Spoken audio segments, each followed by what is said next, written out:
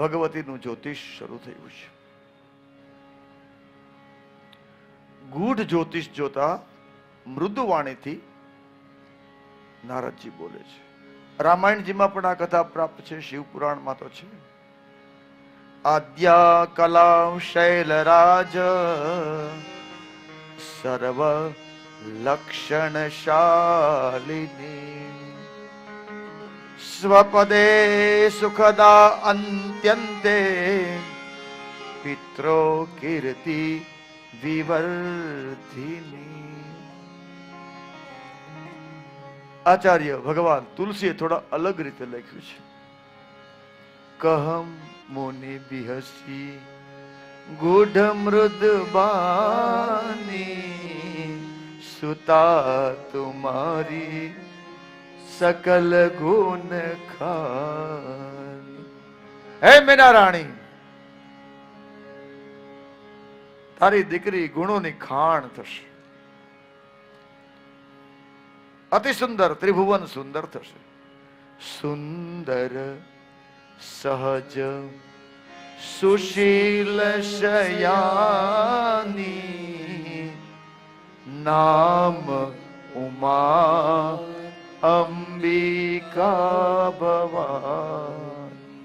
તમારી દીકરી જેવી આ સંસારમાં કોઈ દીકરી સુંદર નહીં થાય. ત્રિભુવન સુંદર. સુંદર તો હશે પણ સુંદર બહુ સહજ ન હોય. રૂપાળા લોકો એટલા સહજ નથી હોતા, પણ તારી દીકરી માં જગદંબા સહજ થશે. સુંદરતા વધતા સરળતા સહજતા વધતા તારી દીકરી હે હિમાલય સુશીલ થશે. સુંદર સહજ સુશીલ સયાની. શીલવાન થશે, શીલવાનોની ગુરુ થશે. સયાની થશે. દીકરી સયાણી હોવી જોઈએ. થોડોક ઈશારો થાય એટલે દીકરી સમજી જાય. અને 3 નામથી તારી દીકરી ઓળખાશે. ઉમા, અંબિકા અને ભવાની. બધા જ લક્ષણો સંપન્ન તારી દીકરીનું અખંડ સૌભાગ્ય પ્રાપ્ત થશે.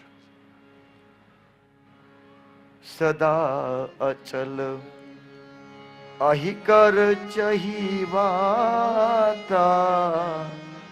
એહી તે જસુ પેહી પિતુમા. તારી દીકરીનું સૌભાગ્ય અખંડ એટલે કે અજન્મા એવો આને પતિ મળશે. પિતૃ કીર્તિ વિવર્ધની. માતા પિતાની કીર્તિમાં દીકરી વૃદ્ધિ કરશે. આમ એમ કહેવાય છે કે દીકરો મા બાપની કીર્તિ રોશન કરે, પણ અહીંયા એમ કીધું કે તારી દીકરી એ હિમાલય મેના રાણી તમારી કીર્તિમાં વૃદ્ધિ કરશે.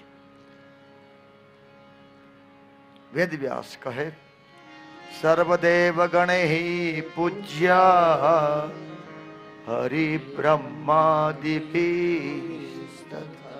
તારી દીકરીની પૂજા ભગવાન બ્રહ્માજી કરશે, શ્રી હરિ પરમાત્મા ઠાકુરજી કરશે.